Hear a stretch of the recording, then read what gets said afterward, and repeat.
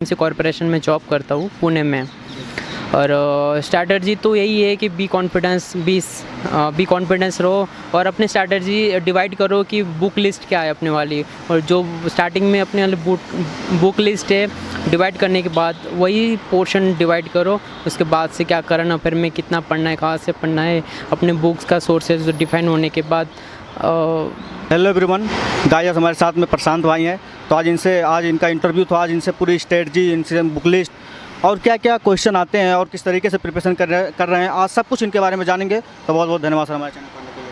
Thank you so much. ये बताइए कि आपका इंटरव्यू कैसा रहा और आपके बोर्ड मेंबर कैसे थे? इट वॉज़ गुड, इंटरव्यू बहुत अच्छा रहा और एक्सपेक्टेड था कि ऐसा रहा, इंटरव्यू जैसा होगा मैंने एक्सपेक्टेड करके आया था ऐसे ही हुआ।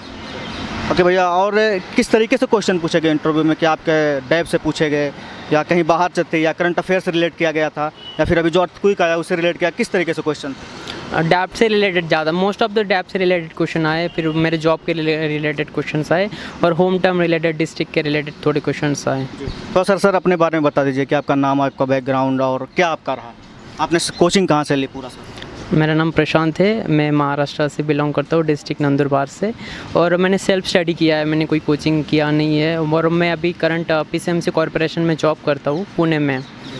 और स्ट्रैटेजी तो यही है कि बी कॉन्फिडेंस रहो और अपने स्ट्रैटेजी डिवाइड करो कि बुक लिस्ट क्या है अपने वाली, और जो स्टार्टिंग में अपने वाली बुक लिस्ट है डिवाइड करने के बाद वही पोर्शन डिवाइड करो। उसके बाद से क्या करना, फिर में कितना पढ़ना है, कहाँ से पढ़ना है, अपने बुक्स का सोर्सेज डिफाइन होने के बाद।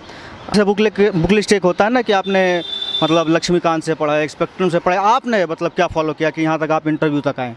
आपने मतलब स्पेशली क्या किया? आपने कोचिंग कोई नहीं लिया, आपने सेल्फ किया, तो एक बहुत इनर मोटिवेशन होता है। आप जॉब में रहते हुए किया तो बहुत कम टाइम होता है जॉब के लिए, तो जॉब वाले के लिए आप एक प्रेरणादायक है। अगर कह सकूँ तो मैं, अगर आपका क्वालिफाई होता तो लोग कहते हैं कि जॉब में कैसे करें, लेकिन आप एक एग्जाम्पल हैं जॉब वालों के लिए। तो आपने कौन सी बुक लिस्ट फॉलो की कम समय में? आप मतलब इंटरव्यू के बैग पहले आप बता रहे थे कि मैंने 5 महीने में ही सब कुछ कवर किया, तो किस तरीके से आपने किया?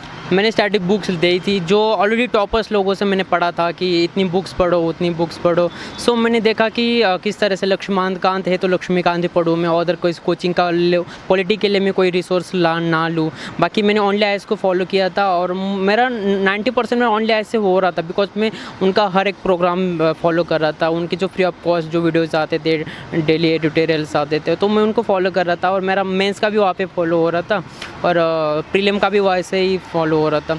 उसके बाद से मैंने जो बुक्स मैंने डिवाइड करके रखा था कि मुझे इतने से पढ़ना है, सो मैंने डिफ़ाइन किया कि मुझे जब इतना बुक्स पढ़ना है उसके बाद से मुझे रिवीजन कितना करना है। रिवीजन किया, रिवीजन करने के बाद फिर मैंने टेस्ट सीरीज़ देखा। मैंने पेड मेंस के लिए मैंने पेड लगाया था और बाकी तो मैंने प्रीलिम के लिए तो फ्री ऑफ कॉस्ट मटेरियल से ही किया।